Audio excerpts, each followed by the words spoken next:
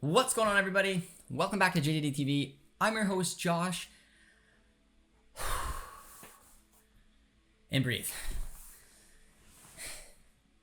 And breathe. Are you guys okay? I don't even know if I am, but this is the 5 takeaways from the game we just watched, which if you guys are watching from the hospital, it's great. I'm going to go on my way there. So hopefully you can just sit back, check your heart, and we'll get in the 5 takeaways now.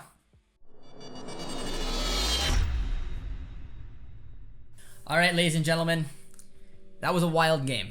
For a bunch of different reasons, I wasn't overly sure that we were able to pull it off. There was a lot of ups and downs throughout that game, a lot of things that could have went our way. Honestly, we could have made the game easier on ourselves, and we also could have just straight up lost the game at some point, but we found a way to get a huge 3 points, put us 3 wins, 1 loss, 9 points from 12, and put us in fighting spot for the title, which is all you really want. So let's just dive into my very first takeaway, and my first takeaway is going to be the defense.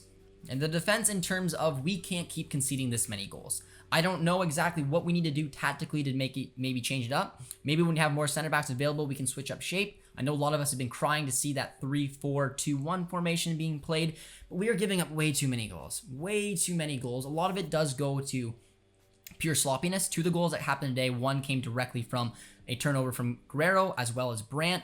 Poor touches, poor decision making in the back of the net.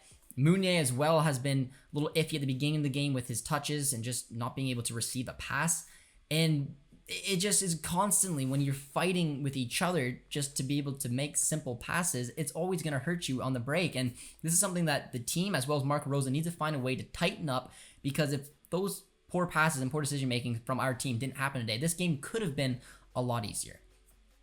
My second takeaway, Marin Pongricic. And I don't know what to say. We didn't know what to expect around him today, and I thought he was very good. I gave him a 7.5 out of 10 rating just because, again, he was on the field in a back four that conceded 3 goals. You can't really give much more than that, but I thought he was very solid. His tackling today was exceptional. He was able to cut across while defending. When he's in a back two, he made up a lot of space, being able to cut across and take out the player, take out the challenge, and did really well. And I thought being able to put just right in the deep end in your first game against Leverkusen away and get the tackles and get the game plan he did, I thought was really good, really encouraging, and to give us a real extra center back option, which, like I said, could be important when going into a back 3 or just giving us depth when Hummels isn't available.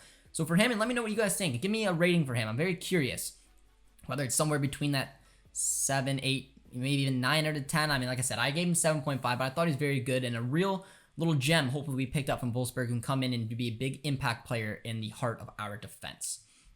My third takeaway today is going to be our attack. Now, when we looked at our defense, a lot of issues, a lot of sloppiness around that. We get that. However, we can score goals. We can score goals. Left, right, and center, we can score goals.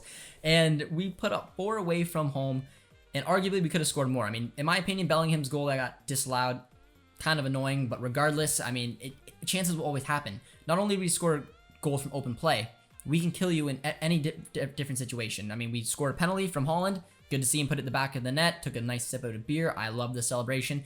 We can hit it from distance. Free kick goal from Guerrero was spectacular. We can hurt you in a lot of different ways. And right from the off in this game, I thought we looked dangerous. I thought a lot of players were showing a lot of promise throughout this game and seeing what we could do. However, some of the goals just, weren't taken. We had a missed chance from Brandt. We had a goal disallowed. And then we just constantly found a way to give Leverkusen a goal, and it just didn't look like it was our game. But we found the mentality to fight through and get a huge win, and we have no idea how our chat is feeling right now, but those 3 points are vital for our chance to not only compete for the title, but almost secure Champions League football. My fourth takeaway today, I want to individualize this player.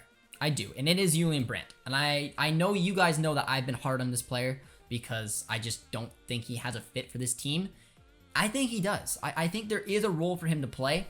Even this game wasn't spectacular. He was directly at fault for one of the goals. He has lost the ball quite a few times. His touch, shaky, but we got to look at it with a grain of salt. This is a player who hasn't been in the starting 11, has got to try to fight his way into it now. He's not super sharp, and you could see that.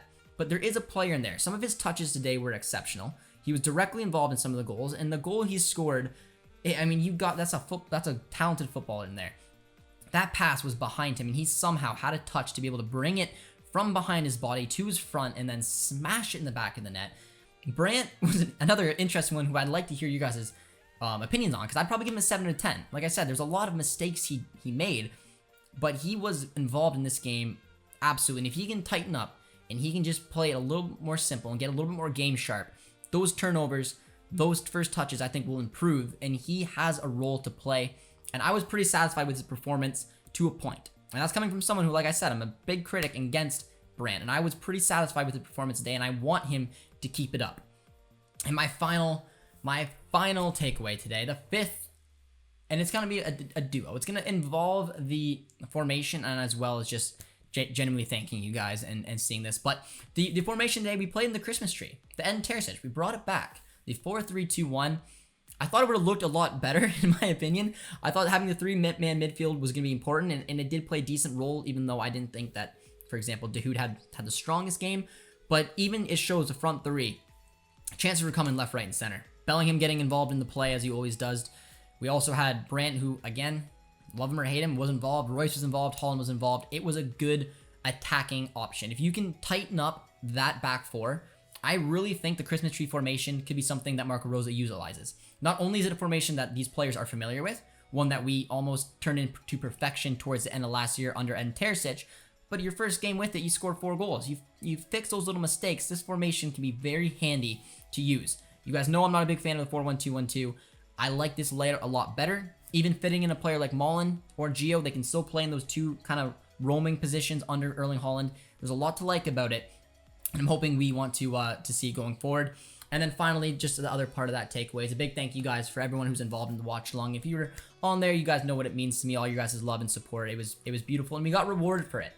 Somehow, after that game, after that watch along where I thought my hair was falling out, we won 4-3, 3 big points, and now we get to go watch the Leipzig and Bayern game and pray Bayern drops points. They're away at Leipzig. It's not going to be an easy task to get, and this title battle's back on. A lot of work for Marco Rose to do, though. This was not by all a convincing game. He needs to tighten up that defense, because we will always be able to score.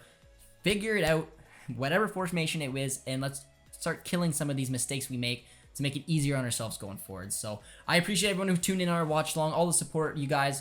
And yeah, I don't know what else to say, just the fact we pulled it off and we got 9 points and we are in a title challenge still, because if we would have lost it, I think there would have been a lot of angry Dortmund fans. So kudos to everyone for tuning in. Be sure to drop a like, subscribe if you guys are new, and we will see you guys next time.